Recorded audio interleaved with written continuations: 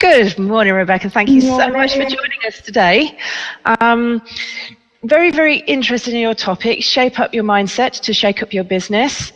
Tell me a little bit about yourself and why this topic and why it's useful and relevant to me as an entrepreneur. Okay, so my name's Rebecca Jones. I'm known to most people as the red shoe businesswoman. I do wear red shoes all the time, and that's another story altogether. We'll have to have another session on that. But I set up my first business at the age of 19, to be honest, Cindy. It was the worst thing I probably did and the best thing I did. Okay. I naively set up a business believing that it can't be that difficult, and guess what? It actually is really difficult. Running a business is probably one of the hardest things you'll ever do, but one of the most rewarding things you'll ever do. So, I set up my first business at 19 and it crashed and burned. And my family said, well, we did say probably not a good idea. Go and get a proper job. All of that kind of great stuff. Yes. I'll say to you. Don't worry about it. But it was playing in the back of my mind that how come other people were running businesses? They didn't seem any more intelligent than me, didn't have any better an idea than me, and yet they were successful. So where was I going wrong? So that was the start of my whole journey. And I went back into education, having left school with virtually nothing, and ended up with a master's degree in educational management and marketing and developing entrepreneurs. So my research work has all been about how we educate and develop entrepreneurs. And at the same time as doing that, I set up and ran several other companies, bought, sold, that type of thing that we all do. I just presume everyone does these things now because it just seems normal to me. And that's it. So that's where my love for the topic comes from. I just firmly believe that if somebody really wants to be an entrepreneur or wants to be a business owner, if you don't want to call yourself an entrepreneur, because I know it's everyone's cup of tea, then it is possible with just a few things that you just need to know. And if we can help people learn those things, that's the key to it. So so it comes from my work in the business school environment I've been doing. So I'll tell you some more about it as we go along. But that's kind of where it comes from. Please do. So you're one of the few people that are talking about mindsets from the viewpoint of actually having an education and a proper grounding in it first, as opposed to just leaving an organisation going, oh, I know how to do that.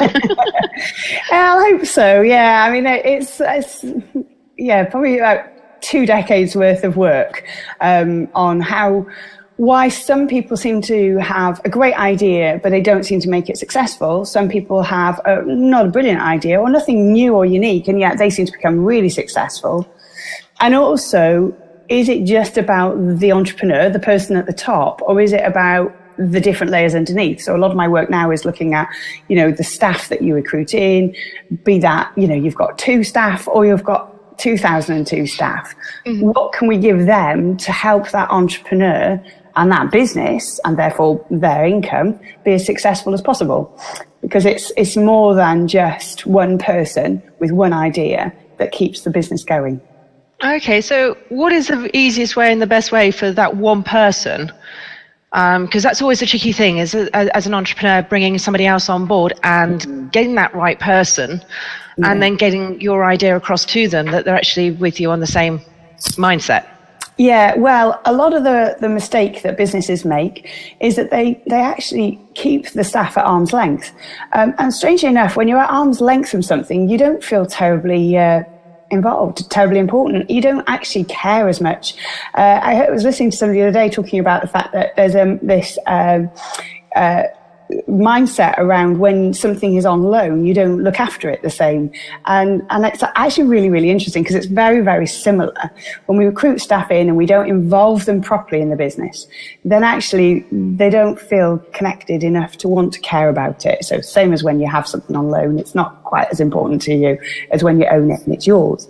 So that's the idea, is that when you recruit staff in, is that the more they understand what you're trying to achieve, how the business really works, so demystify it all, then they can help you. Because if they don't really know what you're trying to achieve, when I sort of go into organisations and I say, have you got some ideas to help the business succeed? And they'll come up with the most stupid things that are not realistic. Okay, I'm going to say like what?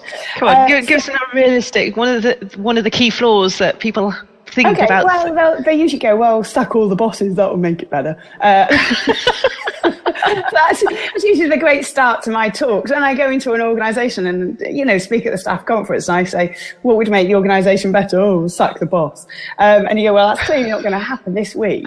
So if we keep him anyway, or her, what else can we do, And then when they start understanding how a business functions and works, and who really is important in all this, i.e. the customer, and, what we give the customer, they actually come up with some fantastic ideas. And, I talk about the three main things of enterprise: come up with something new, improve what you're already doing, or save money on what you're doing. Yes, I think a lot of people actually don't go after that third one, actually. So it's interesting you've got those three kind of key points.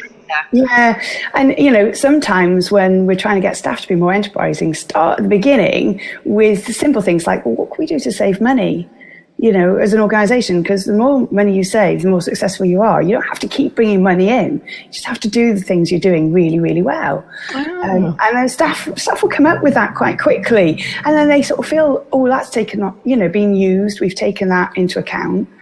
And then, then otherwise, if I go, well, what can you do to make more money for the business? They're not going to say yes to that the first week, are they? So yeah, that's the idea. So sometimes when we're working with an organisation, staff might come up with a concept that actually maybe just changing the appointment system would make it better. Or I worked with an organisation where the staff decided that the packaging they used wasn't a very good quality packaging. By changing the packaging, it was cleaner, cheaper. The clients were happier because when they got to the other end, they didn't have all this awful packaging that they couldn't get rid of and recycle. It saved them money, clients were happier, and the staff were happier, and they felt involved in the business. So simple, really, really simple things. So why don't bosses change their mindsets to do that? I mean, what is the barrier that stops? Well, there's quite a few different things. Yeah, I spend most of my days in boardrooms trying to convince the board that it's a good idea to let the staff do it. That's the trouble. So if you think about it from an entrepreneur's point of view, if it's your business and you've come up with the concept and idea, but it's not actually going as well as it could.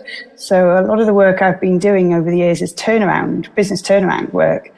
If you then say to that person, the idea you have isn't great, that's not going to make them feel brilliant, is it? And then if I then say, and your staff that you don't pay that much to, or you've never really taken that notice of, actually have a better idea than you, well, how do you think they're going to feel? So that's part of the problem. So is that coming back down to empowerment, or is it because people just don't want to let go of the... Bit of both. Yeah, a bit of both, you're right. And actually sometimes my job is to say to the entrepreneur, the business owner, just get over yourself. Give them a good shake. Do you actually care about this business enough to get over yourself? That's it. And it doesn't matter if you're a one-man band or a big organisation. If actually you are more important than the actual business, then it will collapse. So that's coming back down to, so that's got to be a big change of mindset, because now you're asking somebody to almost let go of their baby. And I've seen that so many times where people just cannot get into that mindset. Have you sort of like tips, tricks, warning signs? How do you move somebody from that into the other space? Well, the first thing I always come out and say, and I know there's a couple of people on the line and they'll jump on this one because I say it to them, and I've got some people that I mentor and they're on the line and I know they're going to go, oh, she tells us that all the time. So I come back to a little phrase from Jim Rohn. He's a business philosopher from the States. I don't know if you know him. And he says that an enterprising person is someone who sees opportunities in every sort of area of life. And I go, yeah, that's the problem. They keep seeing all these opportunities, and so they go off in loads of different directions doing, oh, I could do this, look at this. So we call it the sparkly effect. Sparkly. And they go, I could do all these new things, and you go, get good at one thing first. Is that typical of an entrepreneurial kind of mind? Yeah. So when we're talking about entrepreneurial mindset, one of the things that comes up again and again is the fact that they love the concept of creating something new. So, and that's why they usually are entrepreneurial. They're just very good at coming up with new things, new ideas, new ways of doing something that's already being done, but they're just thinking of doing it in a different way. So bearing that in mind, if they're the sort of person that's good at creating something new, they'll probably get bored quite quickly and they'll keep creating something new. Now, I know that's my problem, and that's why I have an amazing mentor who I now use the tips and tricks that he's taught me for my mentees, because actually sometimes that's the barrier. So boredom. A bit of boredom and a bit of, I've done that, what's next? Done that, what's next? But actually the reality is, in business, it's about keep doing stuff. To coin a phrase from one of my sort of members of staff from one of the old universities that I was working at, she used to say, well, just keep on keeping on. And keep calm and keep on. Yeah. And it's just like, okay, yeah. So actually that is part of the problem, that for most of us, we just don't keep on. So if we don't get the results quick enough, we stop and give up and go and do something else. But actually, the person who does really, really well in business is somebody who is committed and driven, and they just keep on and keep on and keep on and keep going until it works. Because it doesn't work straight away, does it? I mean, it's like using something like this platform. I'm sure the first few days you were speaking to sort of like virtually nobody, but it's growing. I hope. Is it right? It's growing. It is growing. They're still fixing it. They're still playing with it. They're still putting things in. But yes.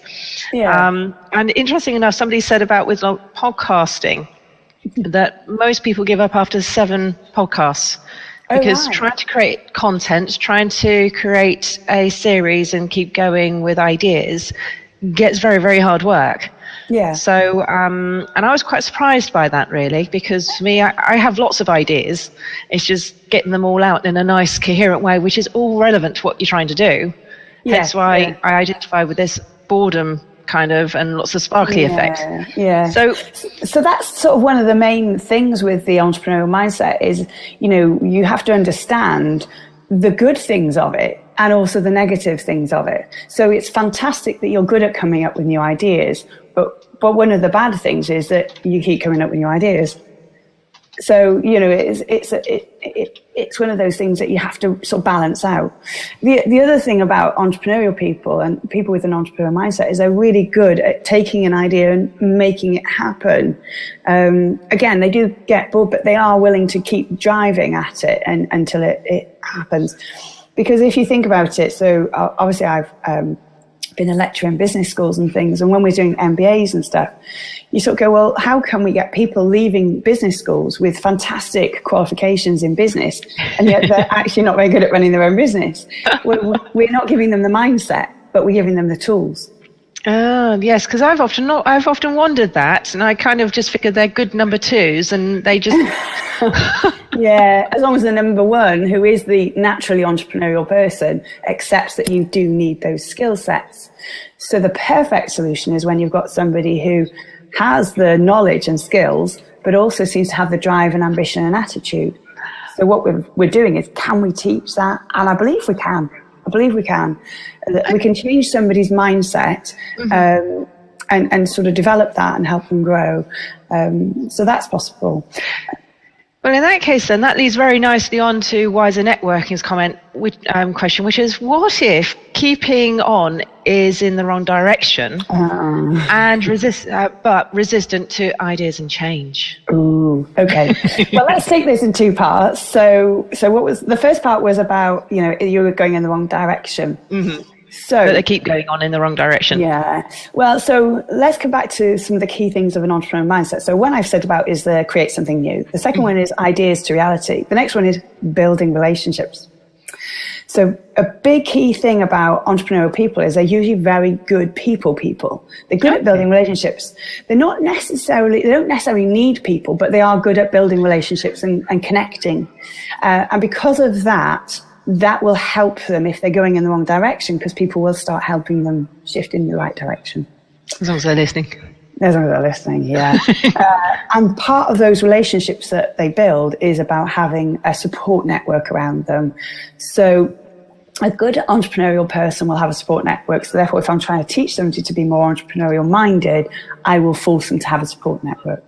So be that they have a mentor, or they join a mastermind group, or they do some joint ventures, collaborative projects. Those are fantastic ways of learning and growing your enterprise mindset, because you've got to think about how somebody else is coming at this problem. But isn't it important you join the right support network? Because the one thing I have found that if you are going in the wrong direction and you're the type of personality where people can see that you're going to make it, you actually come across some people that deliberately keep you going in the wrong direction because jealousy, professionalism, whatever it is. Okay, yeah. Well, yeah, and maybe I've been really fortunate that either I've been oblivious to that going on, or I don't know, could be. Those people who know me might realise that I'm not one for. If I don't want to hear it, I don't hear it. But having said which, I think it is about having professional support. I think way too many people think that as a business owner, everything should be free or almost free from networks or groups of people you meet. Well, that's crazy. That would be like suggesting that, you know, I'm going to the dentist later and I've got a bit of a problem with my teeth. It would be like saying, well, I'll go and have a chat in town and see if anyone knows much about teeth. And I'm saying to them, well, let me know what you know about teeth. That'll do for me. Right. And that's exactly what entrepreneurial people are doing by going to a network, asking people who know a little bit about business. Right, so that comes back down to the wrong one. So go and speak to the right people, professionals. Yeah. So it's coming back down to then, what about the resistance to the ideas and change? Is there a type of person that no matter you could shout at them till you're blue that they're just about to go off a cliff, and you can see it, and even me as an idiot can see that they're just about to go for a cliff dive, and they still. Yeah. So one of the things we're trying to develop with entrepreneurial people is self-belief and resourcefulness. And if you've got those already, you're onto a winner. But if not, they can grow. And you know, that's about having, again, people around you who encourage and support and enable. The key always to an enterprise being successful is understanding what the customer wants and answering the customer's problems and not your own problems. How do we do that? Because I know so many people get caught up in that they've got to present what they're selling, what their services are, and it's been drummed into them by the company that they must present in this particular way, but actually forget what they're there for, which is the customer. Okay, well, back to get over yourself, isn't it? Go and ask them. Not very funny, but yeah, go and ask them. Because if you're not asking your customers, are they happy? Guess what's happening? They're leaving. And it doesn't matter how entrepreneurial you are. If you've got no customers, you've got no business. That's kind of it, you know. I love it when people say to me, oh, yes, I'm an entrepreneur, you know, and I go, excellent, what's your turnover? Oh, well, I'm not trading properly yet. Well, you're not an entrepreneur then, are you? An entrepreneur would have made some money and then gone, oh, God, let's make it into a business. I mean, it's just interesting, isn't it? It's just that completely different shift from people saying, oh, yeah, well, I'm an entrepreneur, I'm running a business, but I don't listen to my customers. I mean, let me tell you a little story about not listening to your customers. So earlier in the year, I bought myself a new watch. Just fancied it. It's made by an organisation or manufacturing organisation based in Wales, and I'm Welsh, as you know. So fell in love with it, bought it. You can Google it. You'll probably find out who they are without even me telling you. And the watch didn't work for very long. So I went back to the shop, and they said, oh, really sorry, you didn't buy it from this shop. I said, no, but it is one of your shops. They said, yeah, but you have to go back to the original shop. I said, well, I know, but it's not handy for me. So they weren't making it easy. And they said, oh, it's all right. You can return it online. Now, returning it online meant I had to log in. I had to set up an account. I had to log in to register what the problem was, to fill in a form, to wait for the form to be emailed to me, for me to print off, for me to then send it to them, for them to send me the packaging, for me to send it back. Now, at what point does that suit my problem as a customer? My watch doesn't tell the time today. Right. Okay, and you just go, really? Who thought that one through? And when I contacted the organisation and said, well, it's a really difficult thing, and they went, I know, but it works for us. Right. It doesn't work for me. So they've actually got into the mindset of it's all about the providing a trackable system, exactly, as opposed to what the outcome is that they actually want. Yeah. Okay. Yeah. So guess what? I probably won't buy from them again. And you've just told us all about it. It just seemed like this crazy thing. It just seemed to go round and round and round in circles. It was just like, I just don't understand it. So make it really simple for your customers to communicate with you. They'll tell you what their problems are. Okay. So what would you do then? I've got an employee who actually does have a different mindset, but actually great, their mindset is actually the right way. How would I spot that if I'm in the wrong mindset? That mindset, I'm going in the wrong direction, but they've actually got it. Okay. How do I nurture that so that I can not make sure the business benefits from that without me killing them, if that makes sense? Yeah.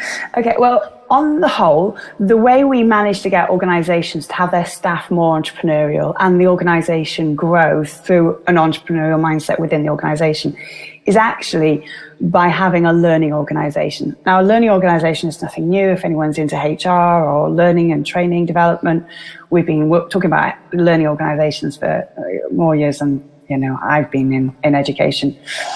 The concept there is that actually it's about trying things and learning from things. And so that's what you need to do with staff, is to give them an opportunity to try something and then learn together. So you review it together, which will help you learn and understand how they got to where they got to. And then they will understand why you're struggling with it, because you're learning and growing together. So it's about communicating and learning and growing together. Because actually, as an entrepreneur, probably your need to achieve is or should be greater than your fear of not being in control. Right, but I think that's the one big key issue with entrepreneurs is a lot of them feel like they need to know it all. Yeah. And what you've just said is, okay, I can let somebody have a go, watch them, talk to them to find out how they're doing it. But I'd be very conscious about letting them know that I don't know it all. Why? Because you feel like, as the entrepreneur and the guy at the top, you're supposed to be just that one step ahead of somebody. Really? You just had an idea and did it. Right. So again, it's changing our mindset as the entrepreneur that it's okay. Of course it is. But whilst you're the leader, it's okay to actually ask other people and just say, right, okay, help. Yeah. So I said about this session was about shaping up your mindset to shake up your business. And one of the things I said to you is that, when you're starting out or you're growing or you're running a business, it's quite difficult. It's hard work, right?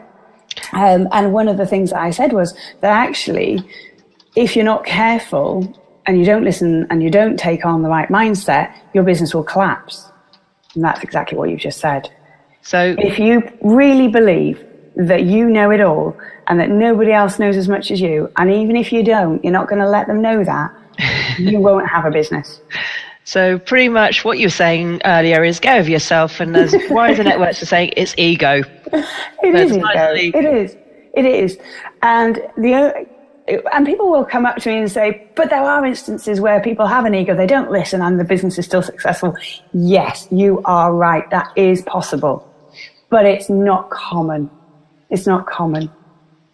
And actually, really successful entrepreneurs are very good at bringing in the right people. I mean, we all know, we can do the whole cliche here, can't we? Richard Branson. Really?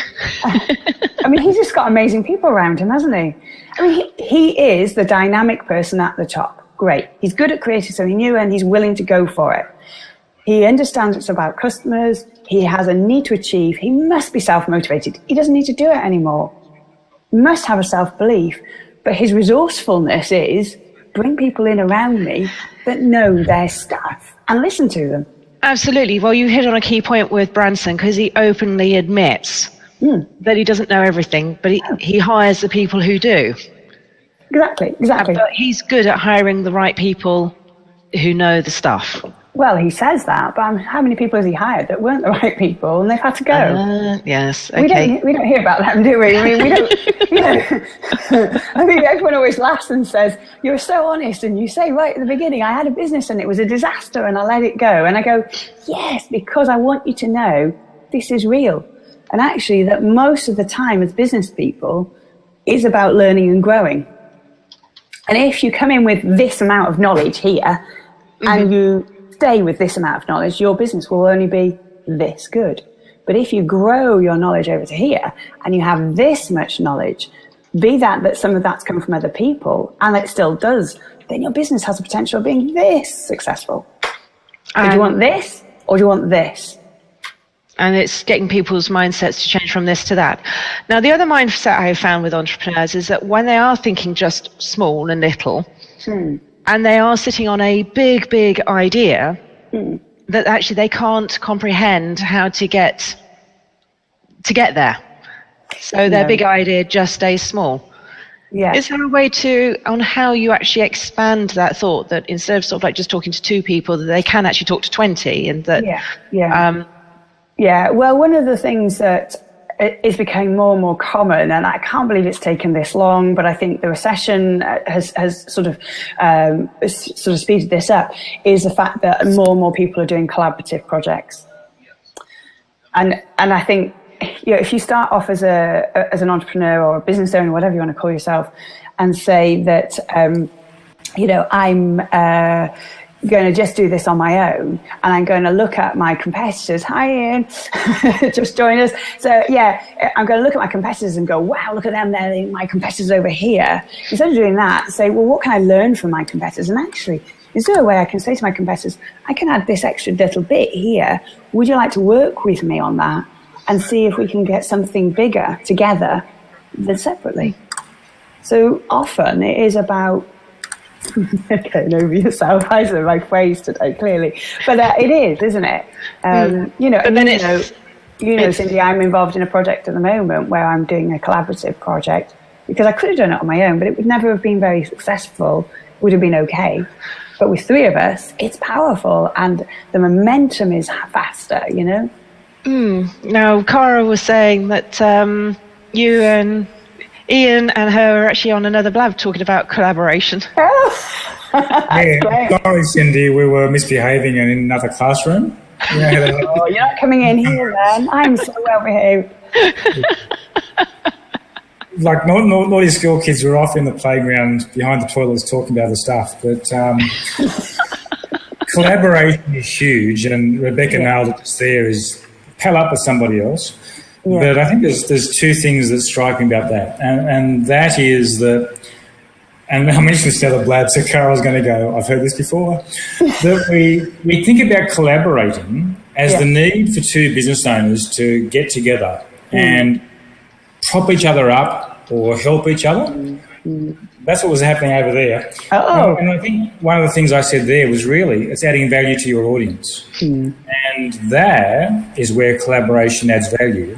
Yeah. And the second thing I was going to mention when I came into the room, without Cara mentioning that history that we had together, is that most entrepreneurial business owners who are thinking of trying to grow their business significantly forget the one step. Like, they're playing a small game, but Cara's joining you. But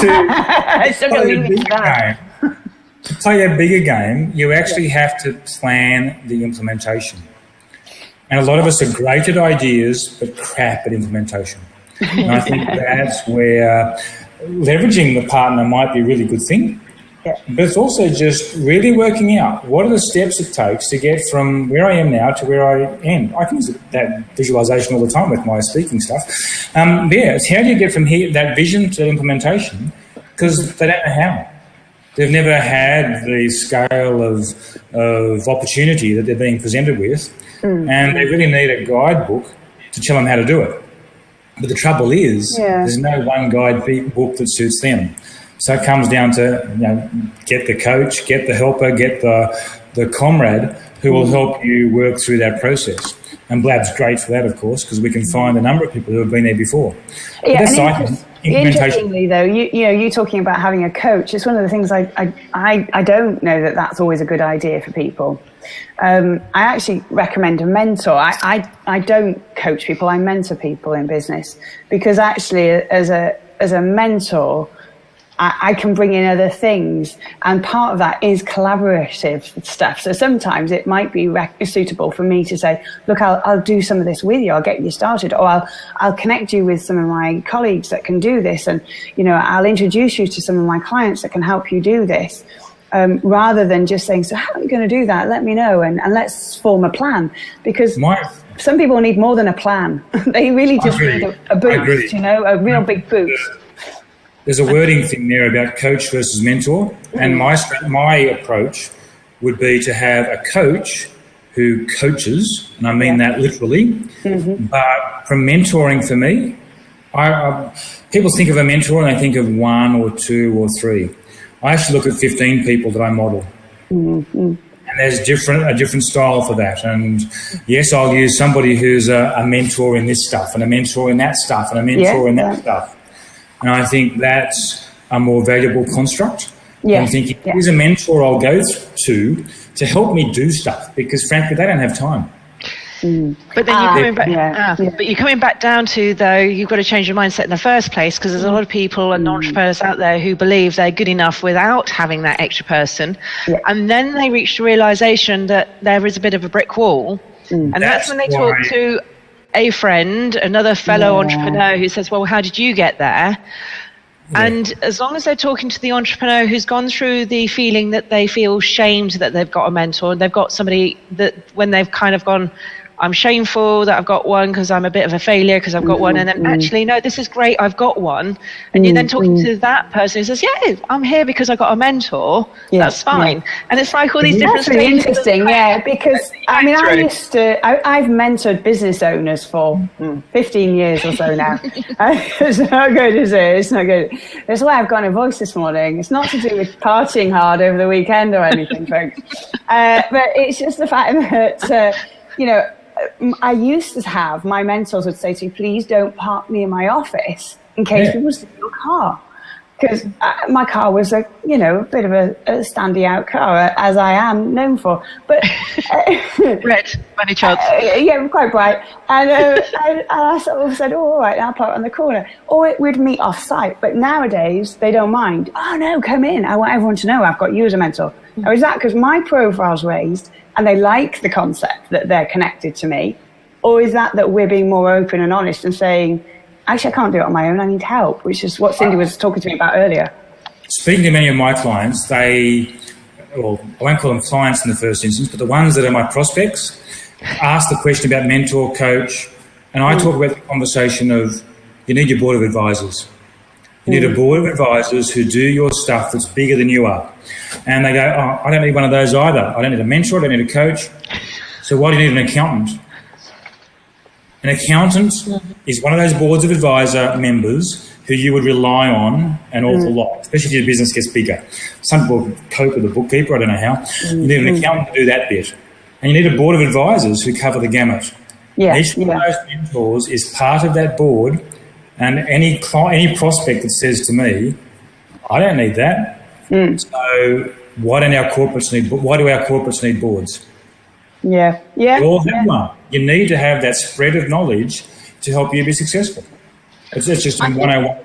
Yeah, so a couple of people have mentioned this, and Carol, what were you were going to jump on and say some stuff? Oh, I think the other thing that needs to be considered as well is that the idea of a coach or a mentor also, like you're discussing, is mindset. And in this day and age, speaking of mental health and people struggle with mental health is becoming easier. So than it was 15 years ago. It's more acceptable to discuss the fact that, you're going through counselling or you're seeing somebody to discuss your problems or your issues. So therefore, I think it's more acceptable nowadays for people to say, okay, well, I've got a coach for that or a mentor around that. So. You could be right. And actually, coming back to sort of mental health issues, a lot of the problems that I see when I'm working with entrepreneurs who haven't yet accepted that they need to listen to their staff, listen to their customers, listen to their supporters, listen to a mentor or whatever, or just go and get some support, is that actually that's what I see as a worry for me, is that they're taking on all this huge responsibility. You know, and I've been there myself, when you've got a big team of staff and you've got wages to pay, you've got to bring the business in, you're trying to come up with new ideas, you're trying to find the connections, that actually it's just exhausting. And you suddenly become just the entrepreneur, and you don't look after yourself, you don't look after your own needs, because you're putting everyone else first. Well, that's not good for your mental health either, nor your physical health. So actually you're letting yourself and your business and your staff and your customers down by not taking on board the support of other people.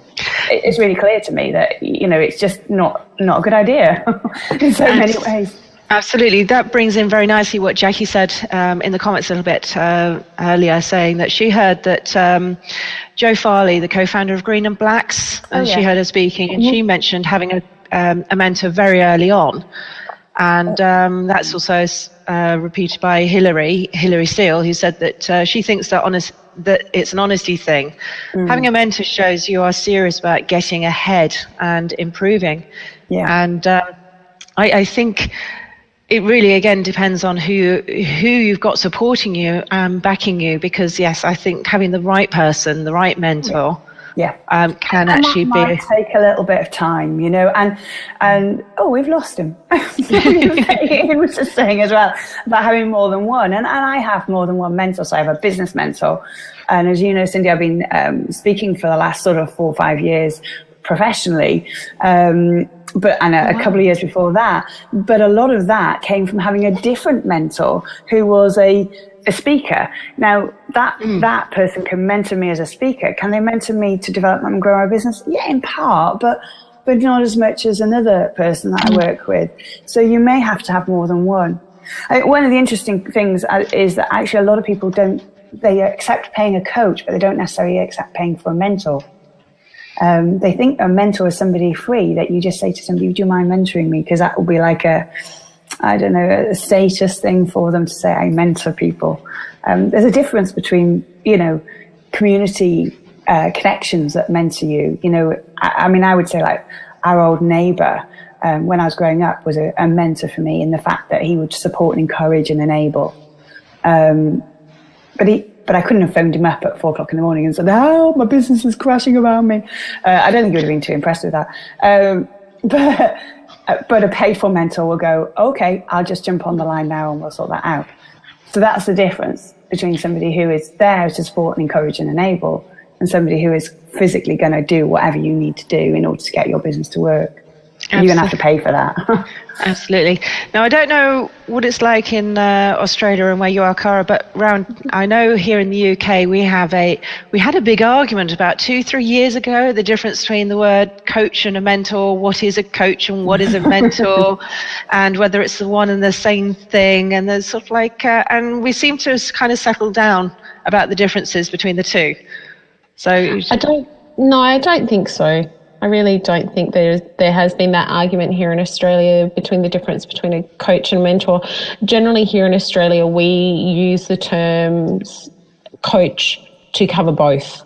So in the main, that's what I've found with people that I've spoken with. So yeah, I have a group of entrepreneurial friends who I speak to, and as a group we discuss issues together. I look to them as mentors. We mentor each other. We help each other through issues, and we discuss and throw things around.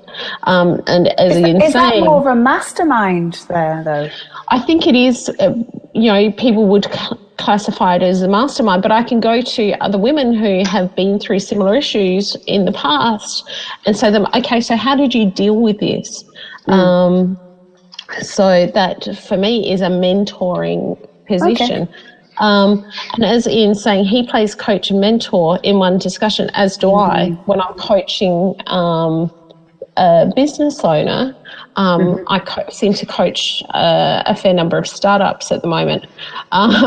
So I play both in that situation. So it's interesting. I mean, I've obviously... lectured for years a program on coaching and mentoring, and then I developed a program and worked on a program on mentoring. And actually, the last couple of years, I've been teaching a master's in mentoring entrepreneurial women. And for that, we were very distinct between this is a coaching job and this is a mentoring job. And although you may swap, when you're a mentor, you may use coaching as one of your tools. So it's a tool in the toolkit that coaching is a definite discipline, whereas mentoring isn't so much. It's more of a relationship that grows and develops, and you do whatever is needed, of which part of that may be to use coaching as one of the tools. Yeah. As much as I might use learning and training, or beating them up with a stick, or telling them to get over themselves. So it could be a combination of things. Whereas, and I think it just depends, because for me personally, I would find it really hard to have somebody who's mentoring me who hasn't been there, seen it, done it in at least one way or another.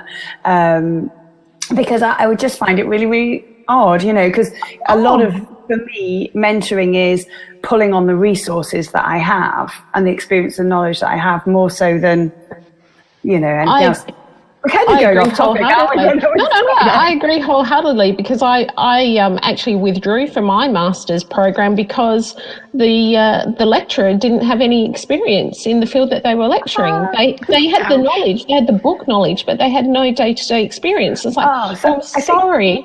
I think you missed the beginning of the talk, and Cindy was asking me about why I got into a lot of this, and I was saying that actually you can teach people the skills of running a business, but it doesn't necessarily make them have the entrepreneurial mindset in order to make it successful. So you can have all of the, they can have an MBA, they know how to write the business plan, they might have a marketing plan, but they haven't got that drive inside. They don't know how to put it together. Yeah. Oh, this was public sector management. So he had no experience in the public sector here in Australia, and it's like, no, sorry, that doesn't work. It doesn't work at all. So I'm going to jump out and free up my seat, ladies. Thank you for having me. Nice to meet you. Okay, careful.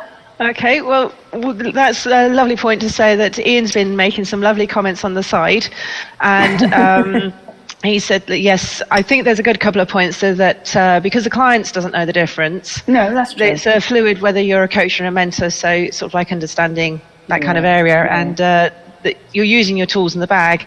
And wiser networking is theory versus practice.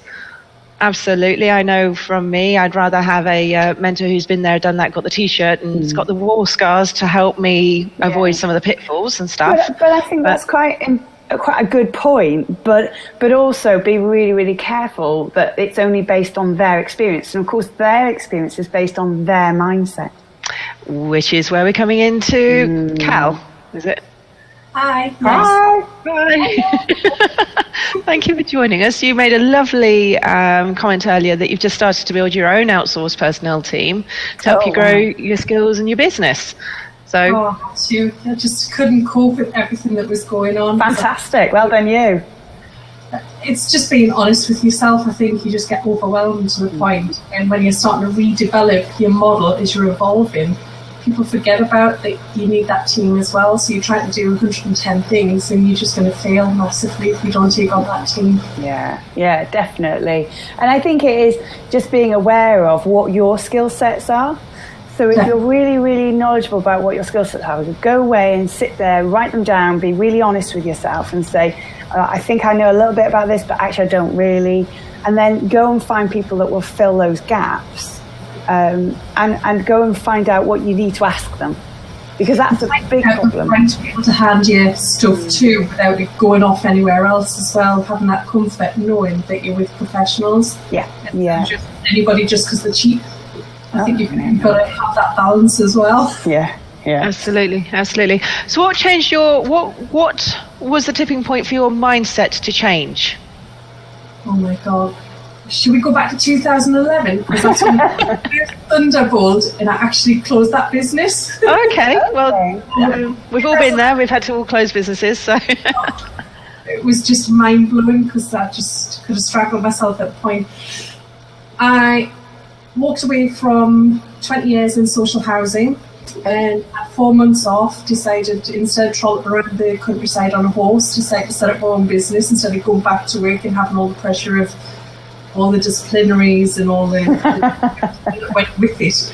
I can laugh because I do a lot of work with social housing. Yeah, thanks. It took me a long time to realise that really wasn't where my niche was. Okay. So trolloping around for 4 months on a horse just was absolutely ideal, but my husband said, hey, come on, you need to get your life together here. So I set up my first business, which was Redwood Community Engagement Service, and I decided I was going to help and champion some of these landlords where I've been dumping all my tenants for years after evictions and stuff. Fair enough. I felt sorry for them. Yeah. A massive £296 for the year because I felt so sorry for them. I was in quite a lucrative position as well, just with the redundancy money and all the rest of it. You get comfortable. But I actually was put forward. I got 5 nominations to win Property Woman of the Year. And it was at that moment when I was sitting in Warwickshire, and I looked at my husband and I said, I've been such a fraud. I'm sitting with millionaires and people have worked and worked and worked and, they've done all this. And he went, you are missing the point totally. If this is what you can do when you're not really working, what can you do when you do work? Exactly. Yeah. And it was just like, oh my God, I'm in business. And at that moment, it was just like, get home, get it closed down, came away with UK top 4 finalists, happy with that. Yeah.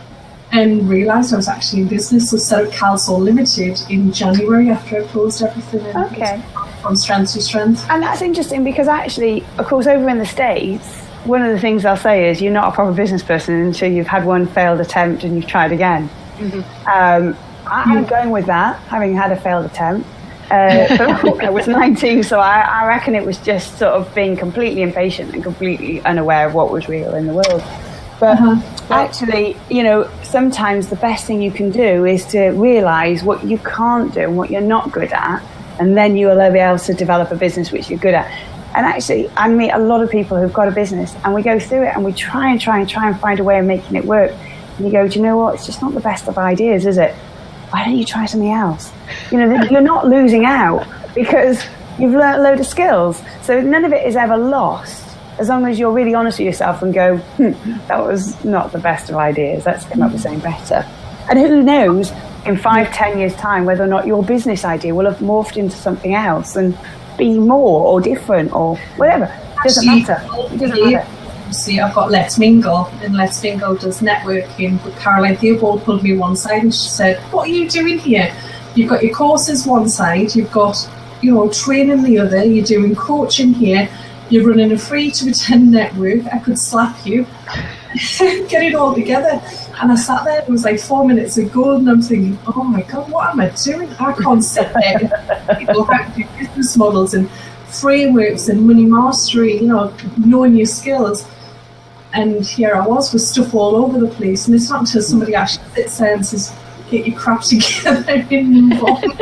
Yeah. Know what you're good at. Well, all right, and then do that, yeah. Well, you'd be very, very interested that Simon Woodruff, the guy behind Yo Sushi, yeah, he actually says you need to fail 6 times before you actually hit, the 6th idea, and it's the idea. Yeah. So not necessarily the business, but the idea is usually your one that actually gets you there. Yeah. The one that you try to implement, and all the others you've had a go, doesn't quite work. So because each time you're just learning that little bit more of how not to do it. And I agree with him. I think it's just about whether or not you keep going with the same idea and morph it into something else, or you actually start completely again. And I think sometimes people are far too quick to go, well, that didn't work, and they start completely again. Because actually, for a lot of people in business, things sort of kind of come and grow out of, some sort of development of what you're doing. So, sorry, somebody looking at me going, can I do something? It's like 10 minutes.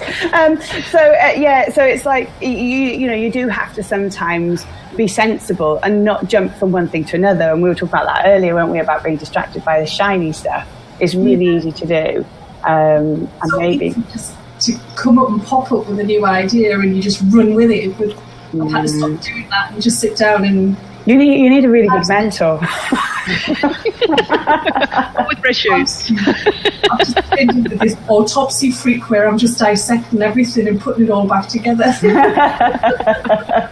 Which is where a mentor really then comes in handy to make sure that you're putting it together in a right way. Yeah, and for the right reasons. Because, absolutely, it's lovely when people come up with things and they go, do you know what? There's not this in, and we need this, and I still do it to a degree myself.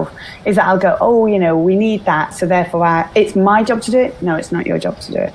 It's not your job to do it. It's your job to make the best of the business you've got for the people you serve and the people who work for you, so that that's successful. If there's a gap in a market, in another market that isn't yours, that's great that you've noticed it. Well done, you. Leave it. Because otherwise, the business you're working on won't be as successful as it could or should be. Because we can only do so many things. And becoming better and more knowledgeable about what you do is got to be the key. Unless you're able to split yourself into 5, then I think you need to sort of know why you do it. If it's really, really going to get you where you're going, then I understand why you pull yourself in a different direction. But the team I'm building around me now, I've got like a nice marketing team. I've got people who are now looking at the copyright, because I just write as I think. And I think when you're a bit Geordie, it doesn't actually tie. I like a bit Geordie, it's fine. I've got some good Geordie friends. I'm a bit Welsh, it's fine. Because sometimes you're writing as you're thinking, and people are reading that going, hey, your grammar's all over the place, and you're just thinking, no, it's not, it's all right.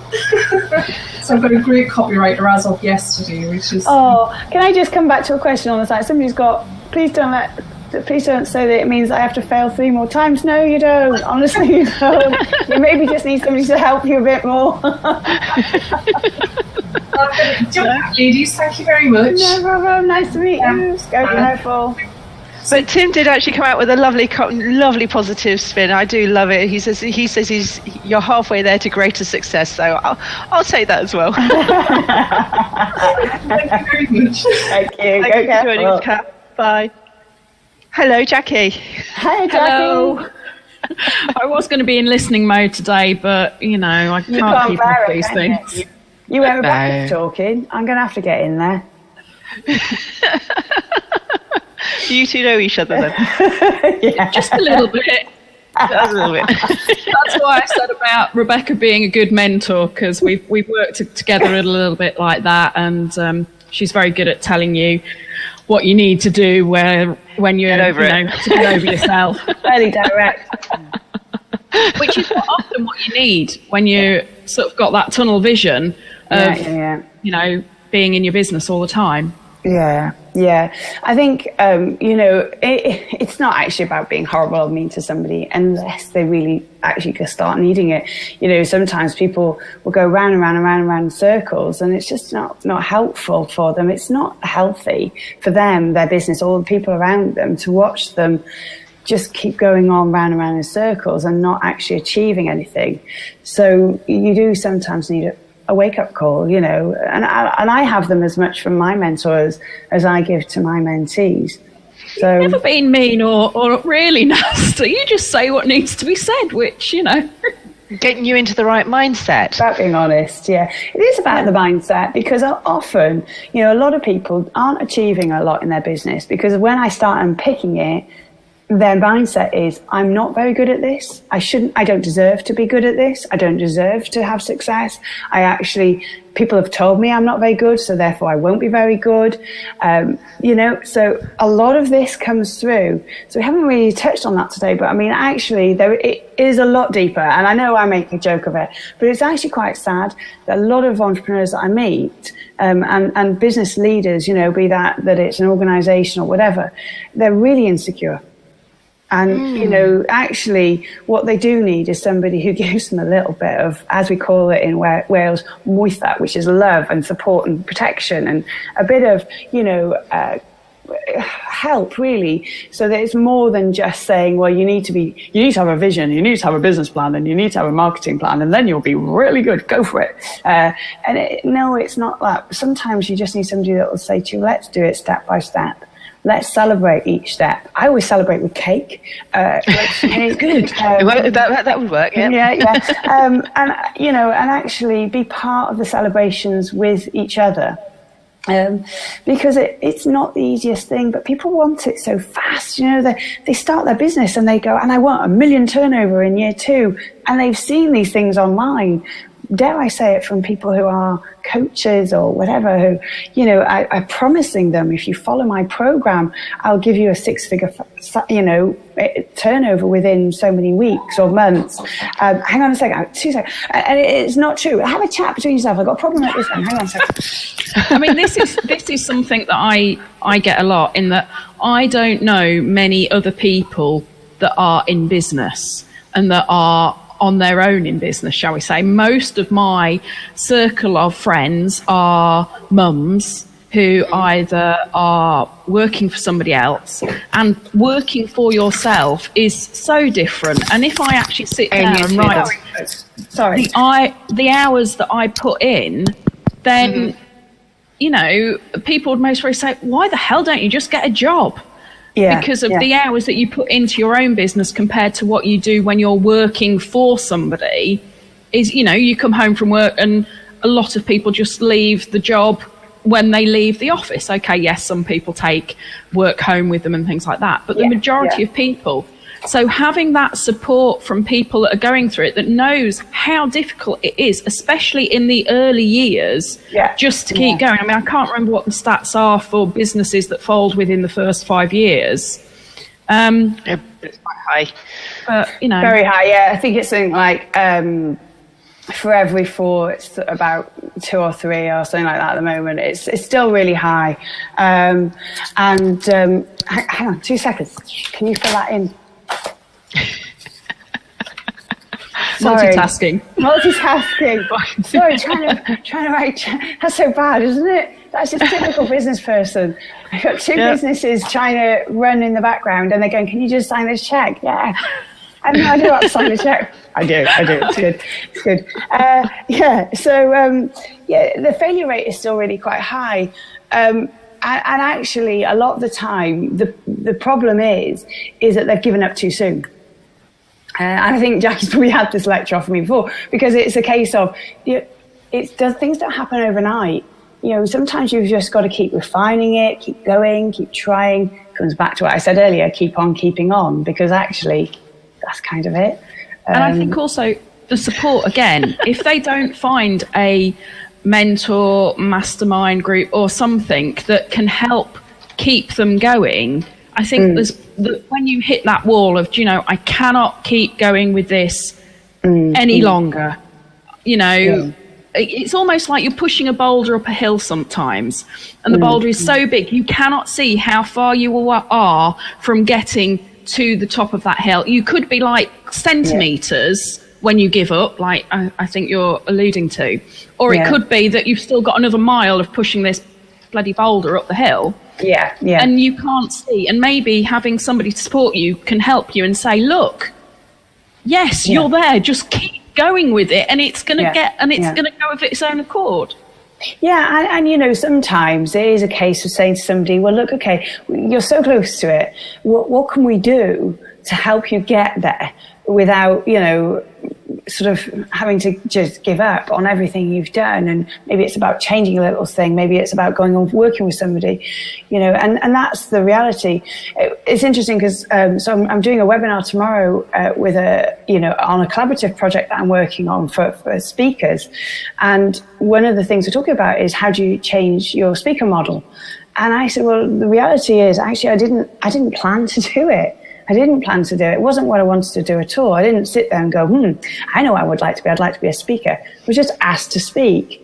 And then, you asked to speak, and then for me, I was sat at the side of the stage, and this guy said to me, we're not getting paid much. I went, paid? What a fantastic idea. I hadn't considered that.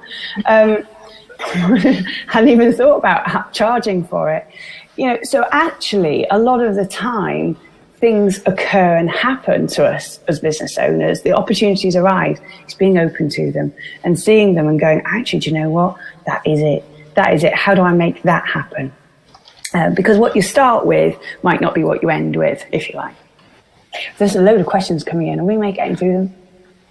Oh, well, the question here is, what are your thoughts about having mental mentors in the books you read of the great successes who have done what you hope to do, or at least done something in the realm of what you seek to do? I think that's a motivator. It can make you drive. So you can read something and read, I'm a big reader, books everywhere. So I can read a book and I can be motivated by it. I think a mentor, because we don't actually know what's happened behind that book, do we? So they're not necessarily going to tell you how they did it or what pain they went through in order to get to where they're at. That would be my only concern. I think they're great for motivating and coming up with ideas, driving you forward. You can read Alan Sugar, all of those great books. You can read them and go, wow, you can see that it wasn't that simple, as long as they're really honest, but we don't really know the truth. So be quite careful, I suppose, would be my little warning with that. But I agree, I think reading other people's stories was really powerful.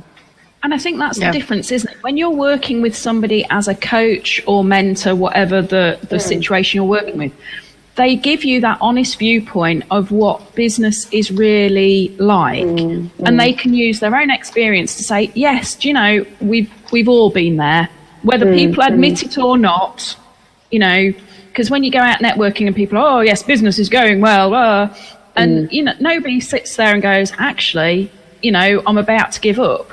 But when you're working one-to-one with a business coach or mentor, that's when they can be honest with you. If they are quality and are really wanting to support you, then they will say, when I was doing this or just before I did that, that's exactly how I felt. And you go, really? That having that knowledge that actually, away from all the rubbish, that's how most people have felt at some point. Yeah, and it's interesting because I've just been doing some work with entrepreneurs who have sold their businesses. So these are people who have sold their businesses, anything from 10 million up. And actually, it's really interesting seeing from their point of view how they feel, and I noticed somebody had put in the comments down the side that sometimes people don't actually know why they're successful. And one of the biggest fears of entrepreneurs who have sold a really successful business is, I don't actually know how I did it or if I could do it again. So they become paralyzed with fear about whether or not they're capable of doing it again. So therefore they don't do anything, or they go a little bit off what really made them successful, and they start to doubt themselves. So this is mad, isn't it? You're probably going, well, I doubt myself as an entrepreneur because I'm not as successful as somebody with a £1 million turnover business. And then here we are having some conversations with people who have sold their businesses for 10 million upwards to billions, saying, I don't know how I achieved it, so therefore I don't replicate it. So it's a mindset. It's clearly a mindset, isn't it? It is. And actually Monty was made a very good kind of point. He's curious on how people do it on an international basis, because he thinks that not everyone or every country does it the same. Now, you being over in Wales, and do you find a difference?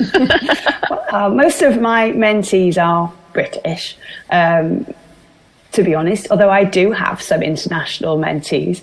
I think it is about being really clear and honest with them. This is my perspective. What do you think would happen in your environment? Equally the same as, I can mentor somebody in a field that I know nothing about, but I can come at it with my knowledge and my perspective. They bring their knowledge and their perspective, and together we come up with hopefully the correct solution. That's it. We can't just say, well, you can only mentor, it would be like saying, well, I can only mentor somebody within an IT industry because I've only worked in IT. That would be crazy. I don't know how to, I couldn't run the IT business, but I can understand what their problems are. They're not exactly unique. I know people would like to think they're individual and unique, but on the whole, most businesses have similar problems. Right. Hi, Burgess. Hi, everybody. Hi, Cindy. Hi, Rebecca and Jackie. Cindy and I have known each other for forever, basically. And I just came in here because I'm doing a blab with Cindy tonight, and I was just hooked by the conversation that's going on at the moment. You grabbed me. All of you grabbed me. Because, it's Rebecca. No, it's Jackie and Rebecca and you, Cindy. Anyway, the thing is that successful people, I wrote a book a few years ago, which hasn't been published because I put it to one side because I'm not really a motivational person. Well, I'm a speaker, so I motivate people when I train them to speak. But I became a speaker, like you, Rebecca, by accident, really. I'd done all sorts of things. I'd been an actor, I'd been a film star, I'd been a Shakespearean actor, and then I was an electronics engineer for 25 years, and then I started coaching people. No, I survived. That's okay. I recovered from being a child star. He's a recovered engineer. Recovered engineer, recovered child star. And then about 17, 18 years ago, a girlfriend of mine said, "Oh, you should be a life coach." And I didn't know what it was, but I didn't want to be because it sounded girly. It sounded like counsellor. Okay. So I ended up, anyway, training people to communicate more effectively. Okay. And so out of that, a friend of mine I met 9 years ago, who's still my best friend, and I were deciding how to write a book about successful people, which is what fits in with what you're saying, Rebecca, just now. And that's why I said a lot of them don't know why or how they're successful, because my connections are pretty good. So I could have interviewed Richard Branson and Alan Sugar and so on about their success, but they don't know. They think they know how they became successful. So about 5 years ago, and I'm not name rank pulling here, but I was with Alan Pease in Iran. We're doing speeches. Okay. So I dragged him into the Ayatollah's green room in the Parliament building. Yes, that is proudly pointing, but I did. I said, "Okay, Alan, you're about to get on a plane and fly back to Australia. Tell me how and why you're successful." And he didn't know the answer, but he told me his life story, and I recorded it, and then I brought it back, and Anita and I, she's a very fast typist, I'm not. She can type like, oh my God. Right, so we wrote it all out, and he followed all the principles of success that we knew about, that we'd analysed from all these wealthy, successful people. And usually it's like Mr. Selfridge had a mother who loved him and sat him on her lap and said, "One day you're going to buy me a house, son. One day you're going to buy a bigger house, son." So he was programmed from a very early age with a single-parent mother. He was programmed. Alan Sugar's mother believed in him. His father laughed at him. But at the age of 17, his parents bought him a car, a ramshackle old car, but they bought him a car to go and sell stuff in the street. So he had this background. Yeah, I agree with you in part. However, we also have, of course, the opposite, where people have been told, you won't be successful. Yep. So I was told at school that they really hoped I made pretty babies because even my cookery... I was told to go get a factory job. Well, my cookery teacher said to me, "You can't cook, Jones." Well, I wasn't called Jones at the time. I was called Sweezo, but they used to call me Jones, and then I married a Jones. That's a joke. It was a real joke. I know, what a joke at school, because I had a German surname, and they used to call me Jones, and then I married a Jones. It's just ridiculous, isn't it? Welsh girl marries a Jones. Big news. Anyway, so so she said to me, "Well, you can't cook, so I hope you make pretty babies or your husband won't stay with you either, because you won't achieve anything else in life." So actually, that's quite a good driver in general. And when I went back to do a motivational talk at the school on how to achieve, I actually did let them know that thank you very much for telling me how rubbish I was. It didn't really. It is a joke. I am naughty, but it's not funny. It's not. There is a speaker now, unfortunately dead, called Clive Gott. Right. Oh yes. And he was a good friend of mine, and he often did a speech about how he went back to his old school and parked his Lexus next to his teacher's Panda. Absolutely. Yeah, I think that's it. It's just a case of, yes, we do have these stories of, well, I was told I would be good, I was told, and that worked for me. And we also get the reverse of that, and that works for some people. And some people just had a normal average upbringing, and do you know what? They are successful. There is nothing that programs people, definitely. We don't really know.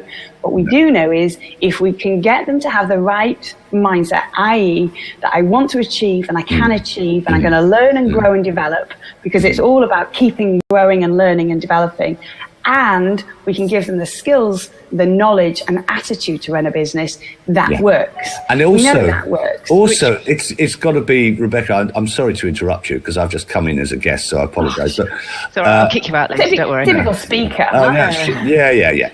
Okay, but it's got to be about your passion, the thing you're massively passionate about, that you'll do anything for. I know that sounds corny and everybody says it. No, but that does interfere with the mindset, because sometimes you can be so passionate that you actually close your mindset down to actually help you get the best from your passion. And that's not necessarily the truth, because there is this that can happen. So I do a lot of work with family-owned businesses. So great-great-granddad may have had a passion for whatever that business is. Great-great-great-grandson couldn't give two hoots. No, Granddad nearly killed the business off with his drinking, and Dad, with his womanizing, finished it off, so the receivers were nearly called in. Son now comes in, and he doesn't really care about the business, but guess what? He's going to make it work.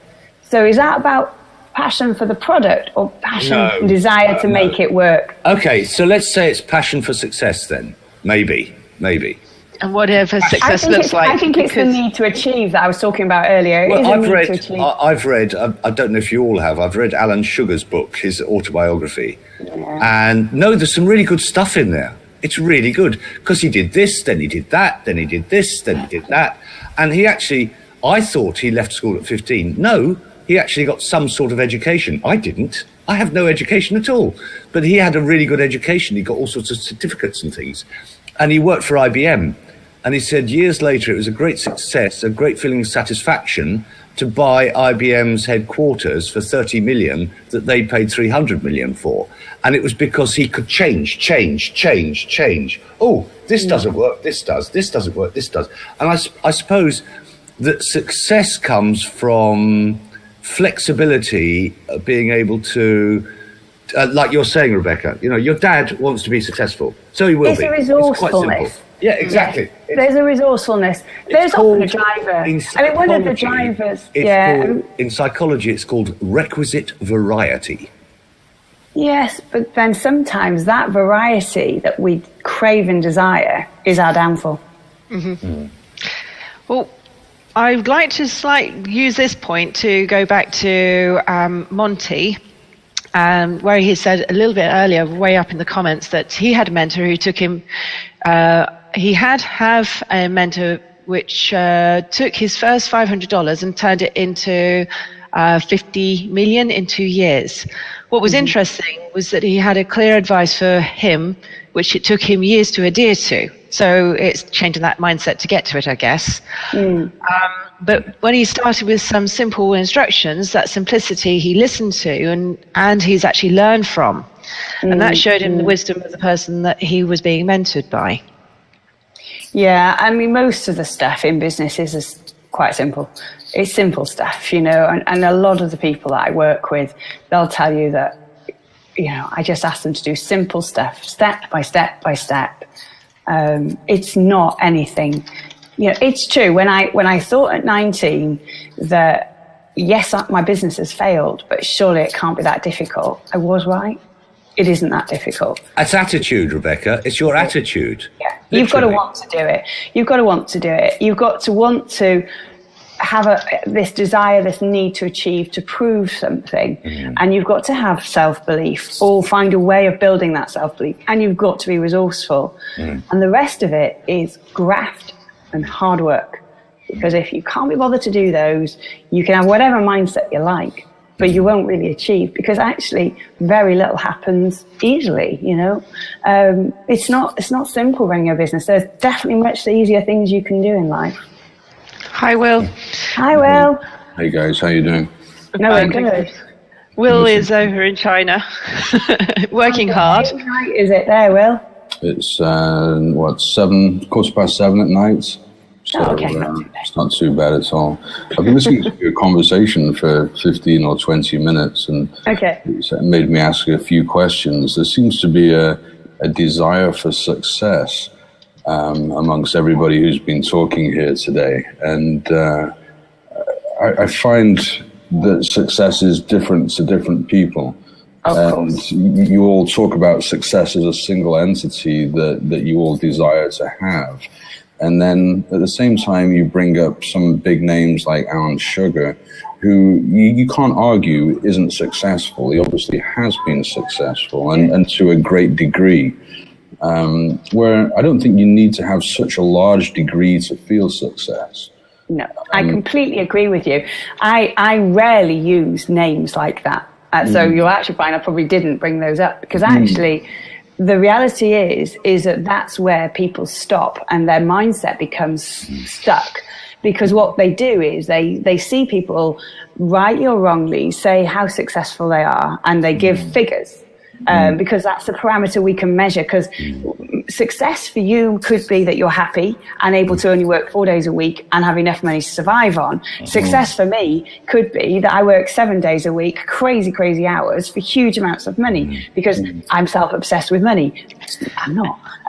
But, so we're all having so we all have a different success level, is what I'm saying. Yeah. Once you understand and know what that is, and you're secure in that, so you don't feel the need to be anything more than that, then that's fine.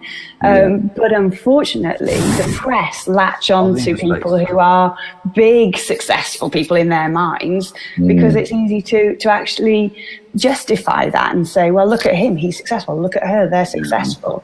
They often glorify it. It's really hard for the majority of people to say, well, I feel really successful. And you go, well, you haven't got as much money as blah, blah, blah. But it's not about money.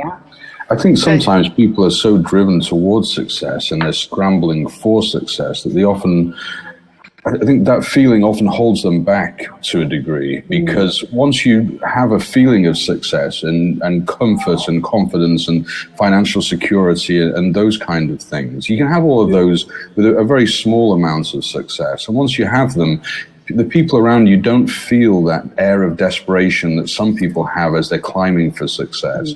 And that only helps you to be even more successful. Yeah. And I think, sometimes you're right. They're so concentrated and fixated on the concept of being successful, they actually miss when they were. But then it's making sure they've got the mindset for knowing what their success looks like in the first place, I guess. Yeah, and that's part of the work I do, is saying, well, actually, what is it you want to achieve? Because, really, what's important to you? What do you really want from this? And then from that, you can start backtracking. Because it's very hard to do any sort of achievement if you don't know what you're trying to achieve. Totally agree. I think you'll never know when you get there. Yeah, one success can lead to another one very quickly, but if you don't have one little success, it's hard to get to the next one if you're aiming for something too big. The other thing I find is executing. There's lots of people who are successful in their thinking, in their mindset. They have the mechanisms to be successful, and then they get very frustrated that they actually aren't successful because they haven't done the things that they know they should do, and they're complacent in their actions.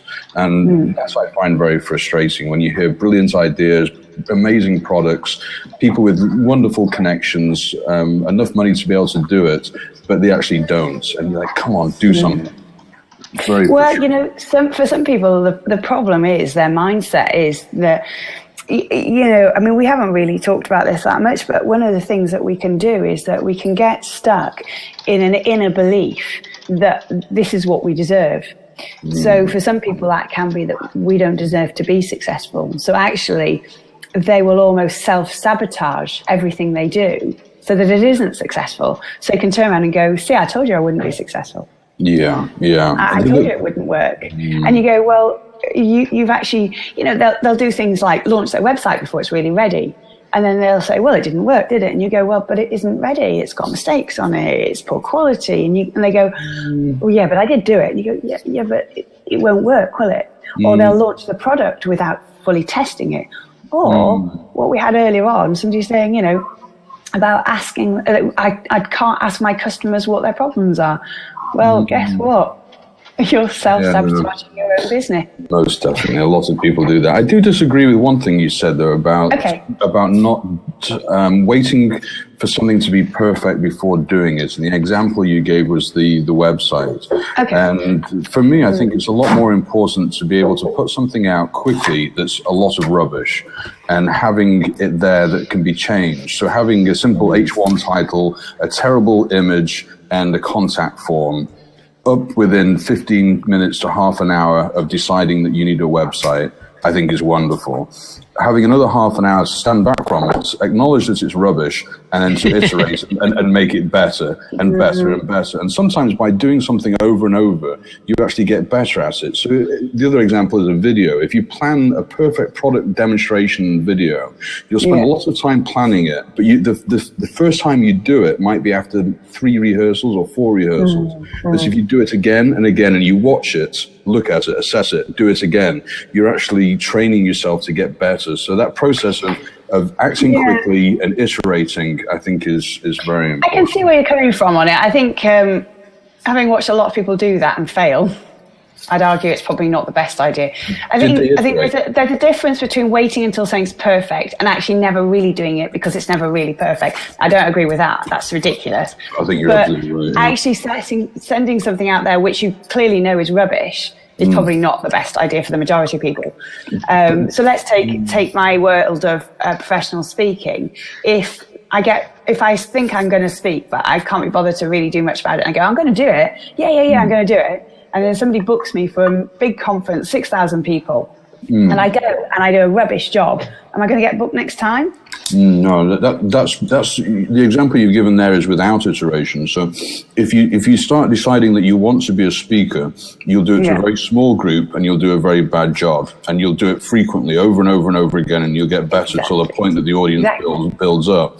But saying right from the beginning you're going to be an amazing speaker, you do all the planning, you read all the books, you listen to all the best mentors and everything else, you get up on stage with 6,000 people, you're definitely going to suck because you haven't been through that iteration process. Yeah. Can I butt in, guys? The point, isn't it? It's about helping people take small baby steps. Go for it. Yeah, and acknowledging those successes. So when you do put up that rubbish website with grey background and H1 tag and a single image, step back from it. Yes, I've actually done that. I now have a website. Within half an hour of deciding you need one, you've got one.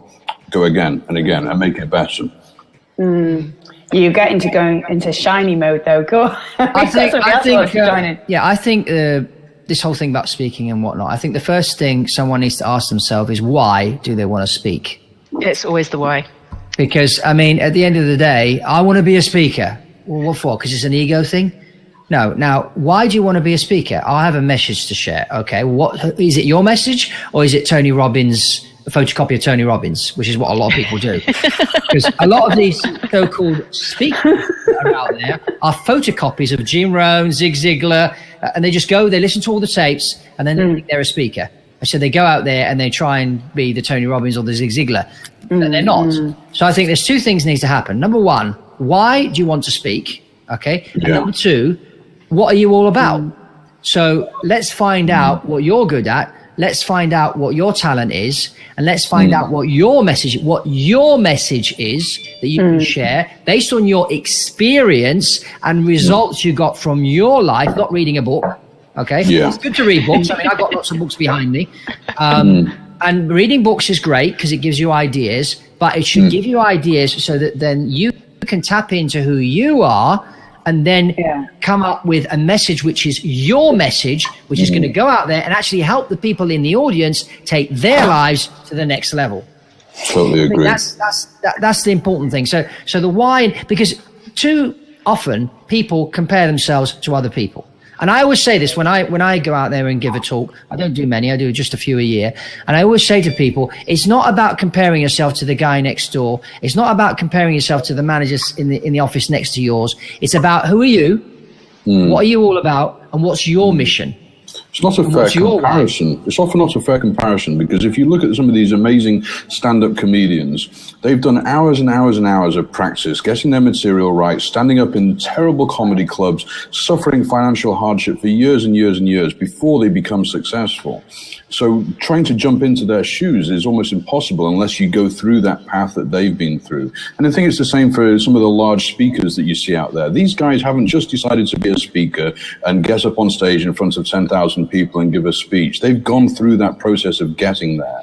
So when but there are some people, and well, I won't say some, there's a lot of these people out there on the circuit, and some of them are famous, that have made money by teaching other people how to make money. Now, that to me... you missed that conversation earlier. I've got an issue with that as well, so that's fine. I mean, back in 2005, my first book was published, and they invited me down to speak at Personal Development Expo. So I went down. Bob Proctor was there. He was speaking. Tony Buzan was on there. He was speaking, which is great to be there with people like that. Then I walked around speaking to all the other people that were there, because at the time I was an airline pilot, and I'd written this book, which was interesting. People liked it. And I was thinking of getting on the speaker circuit. I went out and I did like 8 speaking engagements within 2 months. But I soon discovered that I'd written this book, but I hadn't applied what was said in the book. I'd kind of applied, got a few results. And so when I went around speaking to all these people, there's one lady who was a Bob Proctor coaching person. Oh, I'll coach you and blah, blah. So I said, well, how much money are you making? Have you made millions? No. Well, then why should I be coached by you? I mean, but is that the case? So do you have to have somebody that's made millions or who really knows that? No, forget the millions, but you've got to have a success story, which at that time, 10 years ago, I didn't have. So I said, you know what? I can't really go out there and do this speaking thing. I've got to remove myself from the circuit, go out there and get some results and then come back. Because I'm a hypocrite like all the other people on the circuit. And that to me didn't resonate with me. I think it also comes back down to the mindset as to what it is you're trying to do. Because Fergus's point of saying a man in a wheelchair can actually teach you how to play tennis, because they're looking at life from a different angle. Yes. And when we're... So he just said most speakers are penniless. Look at Jose Mourinho. I mean, Jose Mourinho is probably one of the best, if not the best, football manager out there, but he wasn't a footballer. Right, yeah, exactly. There was Gerard Houllier, who did the Liverpool for quite some time, and he wasn't a footballer. So I kind of know a little bit about that, but now you're going into a dark art of football, and it's like, I don't know that area at all.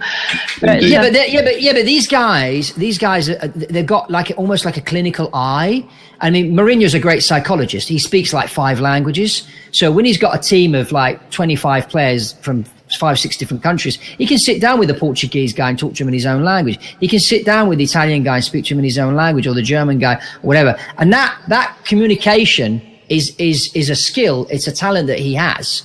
And so he uses it. He's not just some guy come off the street, decided he's going to be a football manager. No, he had some form of talent there to be able to help I think you'll find an awful lot of football. I don't really follow football. I'm a Welsh girl. It's rugby all the way for me. I've done some work with the Welsh rugby team. I can tell you about that. But actually, any sport, a lot of that is about, guess what? Mindset. It still comes back down to mindset. Because in actual fact, they had it on television last night with the sports people. You're dead right. And they were saying that it's all about visualization, putting your mind in that place that they're going to achieve what it is they want to achieve, which is pretty much what you were saying in the first place, which is getting your mind in the right set to shake up your business. Yeah, because the reality is, Cindy, I'm going to leave you. We can only be so good at something, but if you want to do it more, you can. You just got to you've got to apply the right things. You've got to get the right people around you. You've got to get the right knowledge and skills, and you can move forward and grow. So I have an aversion to people who promise you that they'll do something for you and your business, and they can't guarantee it. So. Yeah. We've got Fergus back again. I've got to come in again. Yeah, because this is really exciting. Because as we are keeping it to mindsets, though, Fergus. Yeah. No, yeah, we've kind of got on this is mindset. No. This is totally mindset. Totally mindset. Totally mindset. Okay. I am a serious biker. Okay.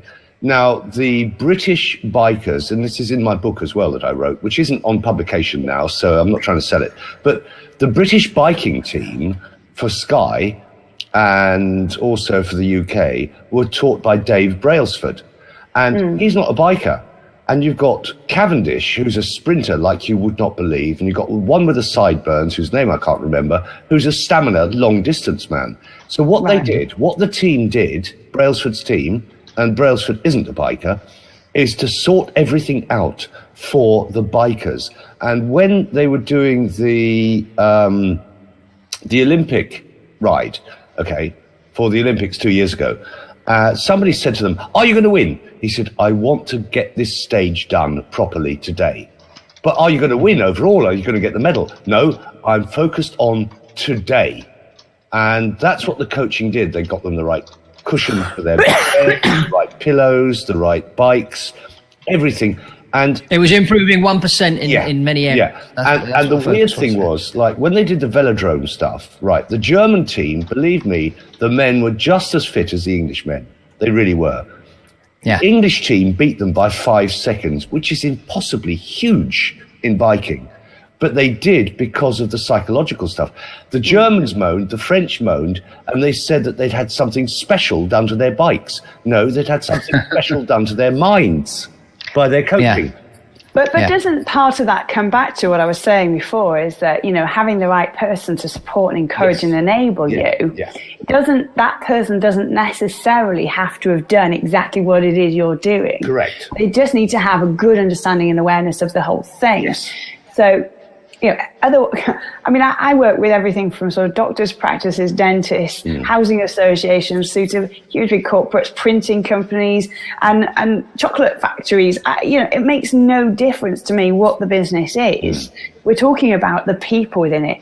Most people are kind of the same. They've got the same type of hang-ups, they've got the same type of worries, got the same kind of concerns, the same sort of dreams. It's all about working with the people and helping them, and that's what helps the business grow. Yes, you need a good idea. Yes, you need to have the right equipment, i.e. the right bikes or whatever it is that it is. However, the people are what's going to make the difference between your business being okay or being really successful. Yeah, absolutely. Both the people in it, and the people around it. So both suppliers, people who, enable that business to be successful, and everything from the bank that you deal with to, the delivery firm that you use will have an impact. I've just been to a big event where the event was absolutely fine. There was nothing wrong with the event except for the venue. And the venue ruined it. Now, does that affect what you think about that conference, that event, that organization? Yeah, it does.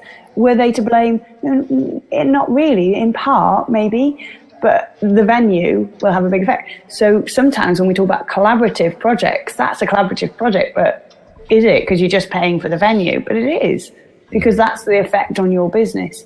So it is about, for a lot of the time when I'm working with organizations, it's about saying to them, let's look at the whole thing and see how we're going to get people on board so they want your thing to be successful. So what can we do to change, on that instance, the venue to want to help you be successful? Exactly what Tim was just said, which is a different perspective, can change the way you see it. It takes the blinkers off. Yeah. I think it's a very good point, Tim. Thank you. Yeah, and definitely, the reason I do entrepreneurship or entrepreneurship within staff teams is that actually those staff will have often been on the ground running, and they will have had the feedback from customers and clients. They'll be able to say to you, well, these are the problems we had. These are the things that we had to deal with. We can't have that again. So that actually by listening to the people who are really doing it, that's what will grow a business. Far too many business owners believe they're the right people, they think they know it all, don't listen. Yeah, they don't. I remember a business consultant telling me exactly what he did. He said, well, what I do when I go into a company, I sit down with the managers and they tell me what the problems are and I note them down. And then I go around the company talking to everybody, asking them what they think the problems are and what they think can be done to fix it. And then afterwards, I just write a report, go back to the managers and tell them what needs to be done. So, if the manager had been speaking to his people in the first place and listening, he wouldn't have to pay 10 grand to the consultant that comes in and does exactly that. Yeah. It's ridiculous if you think about it. So why wouldn't you have somebody like myself come in and teach you how to do that? And just show you how to do it yourself. Yeah. So it saves you 10 grand. You know, or even just have like an idea or solution box in the company where people can post their ideas. No, don't do that. No, never do an ideas box. I'll tell you the sort of things that come out of ideas boxes. Oh, can I tell a quick story here? Is it relevant? Yes, it is. Totally relevant to what Rebecca just said. Okay. I went to, and I don't mind saying it, this was about 5 or 6 years ago, 7 years, 8 years, I don't know. I went to the planning department for the whole of the UK, right? Their big headquarters with my ex-wife. And we were going to show them how to improve their business model because they were having to put everything onto computers. Right. And they had a row of screens, as in flat screens that you can put Post-its on. And it was suggestions about our organization and how we can make it better. And I read a lot of those Post-its and they were so negative about everything. And I walked along, it was that sort of thing, Cindy. Yeah, it was sack the boss, we need better food, and that's what I was saying, better coffee. It was so negative. All of these Post-its were negative about improvement. There was no improvement message there at all. It's just people complaining. But that's the point, isn't it? So, I mean, the work I'm doing on this is definitely about having to work with the staff and the senior team to understand the value of sharing and supporting and working together. Yeah. Because actually, if they don't feel valued in any way, they will say, we want a better quality coffee, we want to sack the boss. Yeah. A nursery on site would be a great idea, shorter hours, higher pay, whatever. They're going to come up with those. Those are disgruntled staff. You know, you've got a problem if those are the things that are coming out of your staff. Staff engagement doesn't happen by saying, here's a suggestion box, pop your ideas in. That's not engagement. Engagement can be anything from as small as a member of staff saying, do you know what, when we put the post into the post box at the end of the day, instead of just chucking it all in there, what we could do is just put a little note on the back of an envelope that says to people, I hope this gets you on time. And you go, well, that's a great idea, let's do that. It's not going to cost us anything. And the staff goes, oh, they listen to me. So it's baby steps all the time. You know, it's not going to be quick. They're not going to go, you know, you can't say to a member of staff, now the business is collapsing around our ears, come up with an idea, quick, fast. They're going to go, write my CV. Absolutely. But it's making sure that your mindset's in the place that you're not actually reached that place to begin with. So it's coming back down to the earlier comments earlier about having people in the right place at the right time. Before we get that far. Yeah, you've got to be solution oriented. I mean, complaining to the boss, fire the boss, that's not really a solution. The question would be why the wrong one. But why do we have to sack the boss? You know, we go back to that famous question, why? I mean, I love the film Apollo 13 when they were stuck up in space and the guy on the ground brought all the engineers in the room and said, okay, we need to bring these guys back, what we need to do. And people started complaining or saying it couldn't be done. And he said, don't want to hear that. Let's hear what we can do. Yes, because they put them in a room with all the stuff they had, didn't they? And said, And so let's think what we can do to make this situation improve. So you're probably right. With the idea box won't work because it's not interactive. And you'll get a load of rubbish thrown into the box and then you'll waste your time going through it. Yeah. But if you put everybody in a room and say, okay, guys, we've got a problem here. We need to solve it. I want solutions. Come on, let's come up with solutions, please. Yeah. And then, because, you know, I may have a solution which is kind of good, but then the guy sitting next to me may have an idea which will help my solution, and then you build on top of it, and then before you know it, in an hour you've got the solution. Yes, yeah. And actually you might not have it straight away, and it might be about us playing with it and trying with it, and it'll grow and come over a period of time. And by embracing this concept of having a more learning and sharing organization, so that we don't say to you, well, to be honest, Bob, that was a daft idea, it didn't work. Just say, well, Bob, it kind of got there, didn't it? But it didn't, it's all faltered. So, you know, we need to sort of work with some of the others, and then, bring in Mary and Fred and see what they can bring to the party.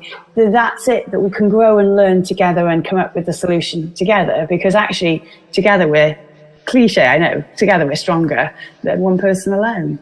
I mean, I flew for many years as an airline pilot, and I remember one day we had an emergency. We were flying people up to Jeddah from Oman, and we had a woman in the back having a heart attack. So it was a very interesting dynamic. The guy I was flying with was Venezuelan, and his English wasn't too good. And then I had a member, the number one cabin crew. She was from Kuwait and she'd just lost a baby and she had problems with her husband and whatever. Psychologically, she wasn't there that day. Mm-hmm. And then the rest of the crew, there's a lot of girls from Thailand and their English was limited and whatever. So anyway, so this whole thing starts. The number one comes up to the flight deck. She says, oh, we've got a lady with a heart problem. Okay, see if you can get a doctor. So we found a doctor on board. The doctor started dealing with the situation. Said, okay, how's she doing? She's not doing very well. Okay. And then I saw that the number one couldn't handle it. And I thought, okay, well, bring the doctor up. Let's have a chat with him because then we can hear from the doctor what he thinks. He said, no, she's not doing too well. Okay, what we'll do, we'll descend a few thousand feet. That gets more oxygen in the cabin to see how she does. Because I didn't want to divert the aeroplane.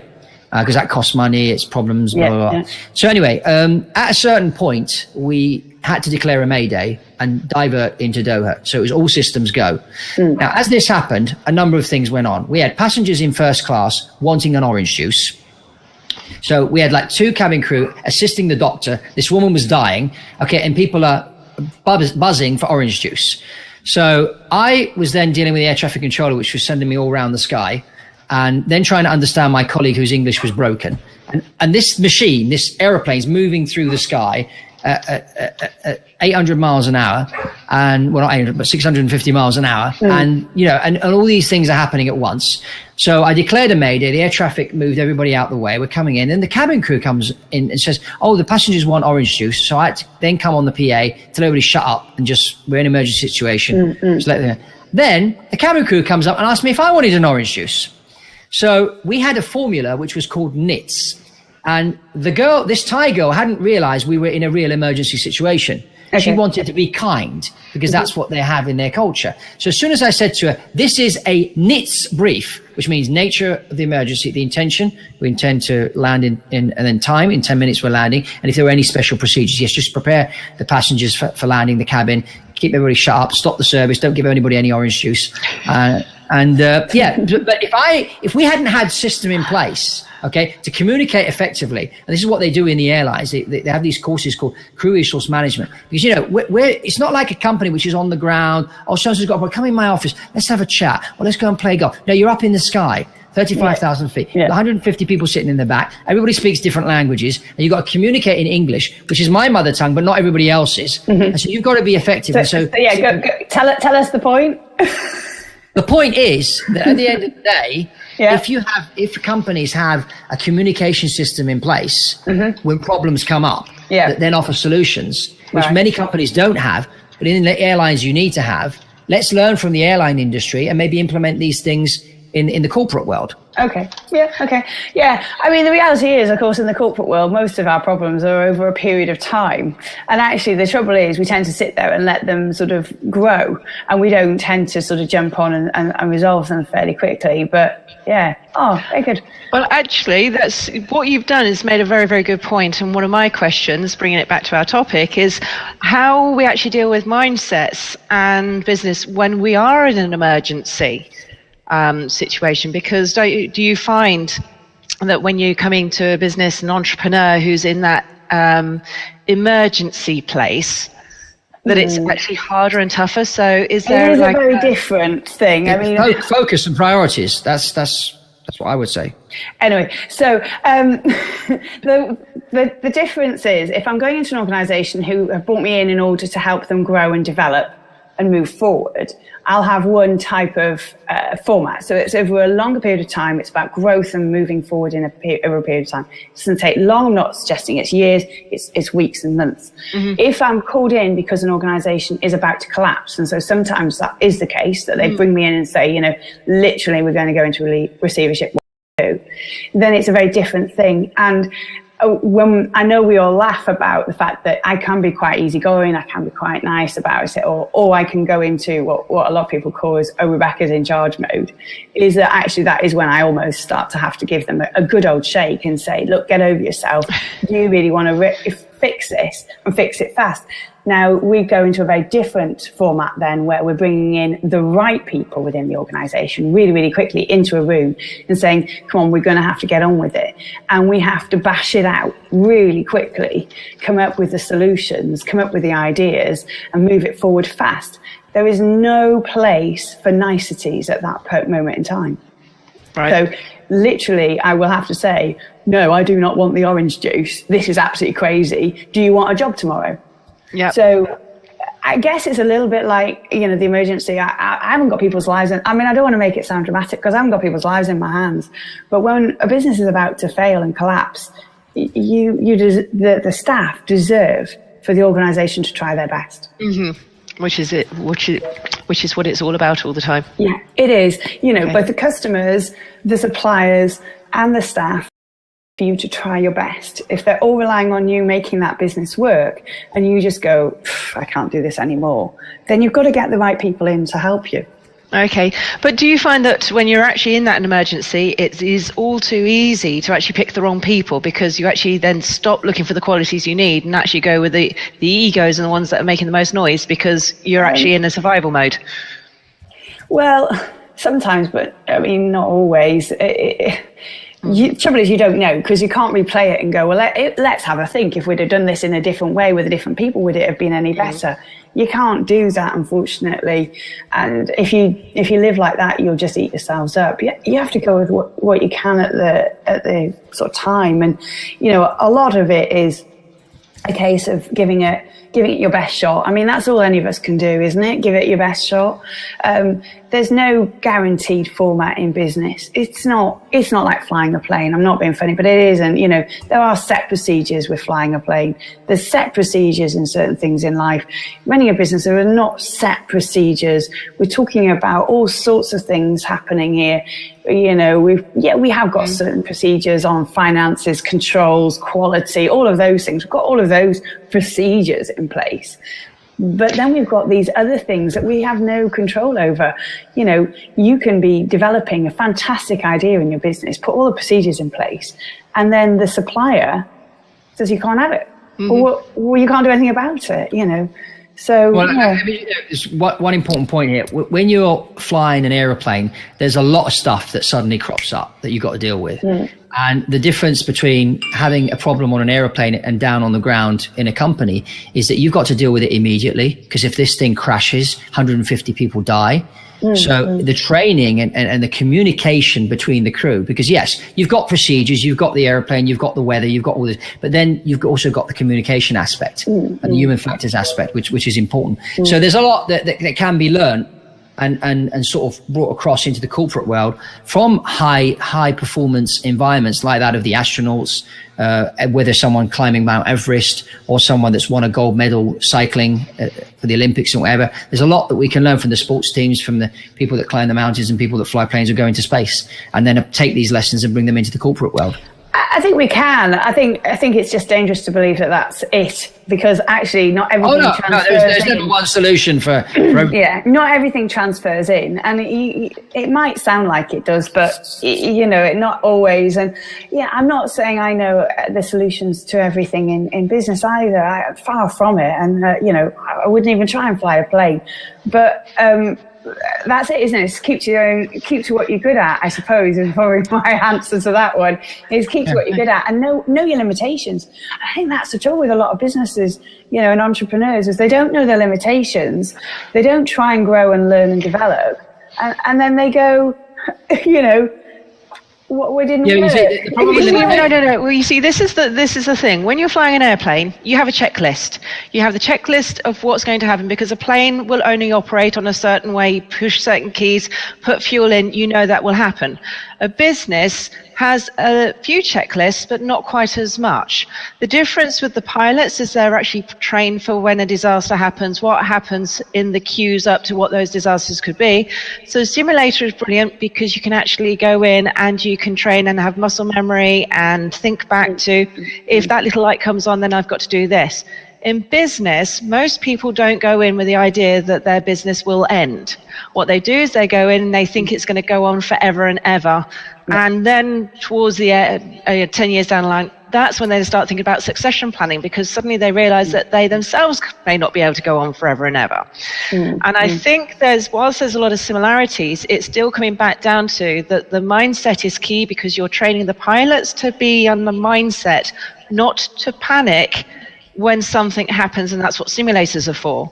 But business, you don't have. All you've got are people like Rebecca and others who've been there, done that, that can give you the mindset to be aware of and keep you and steer you away from those situations. And I think that's kind of what's key, is just making sure that you're aware of what is out there.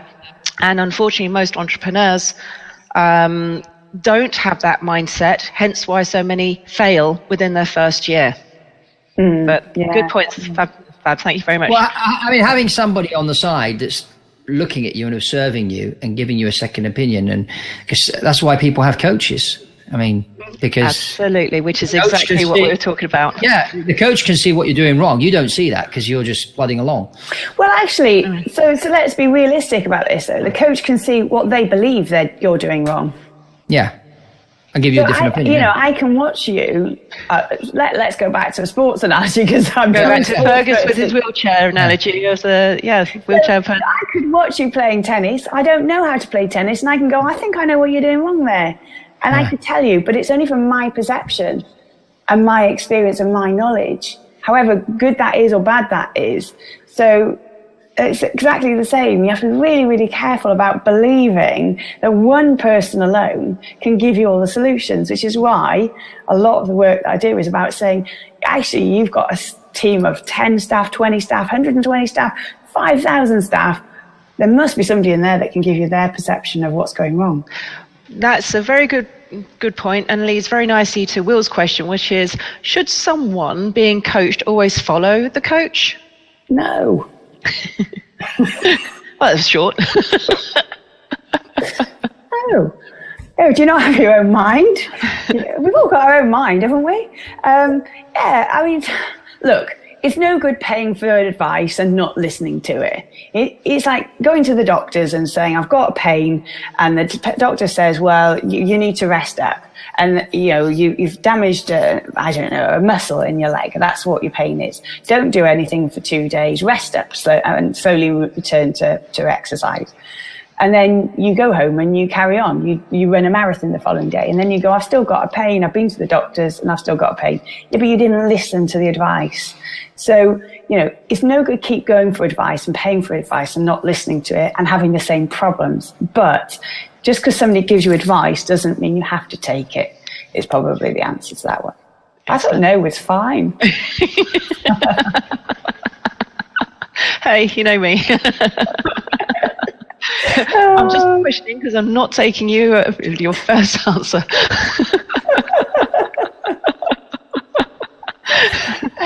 Anyway, do you realise we've been actually on for 2 hours? I know. We've got loads of people online still.